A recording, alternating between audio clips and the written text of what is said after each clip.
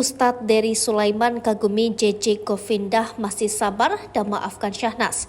Kalau aku buang.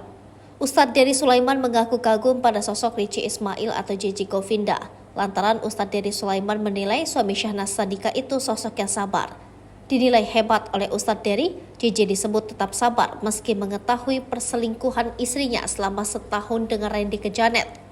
Menurutnya tidak semua laki-laki bisa sesabar JJ ketika mendapati istrinya memiliki hubungan dengan pria idaman lain. Pun ketika Ustadz Dery memposisikan diri sebagai JJ, ia mengatakan akan memilih berpisah dari istrinya.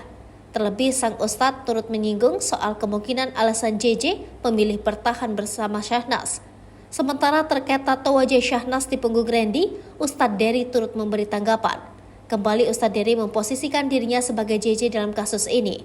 Ia mengatakan akan menggabung jika ada pria yang membuat tato wajah sang istri di tubuh.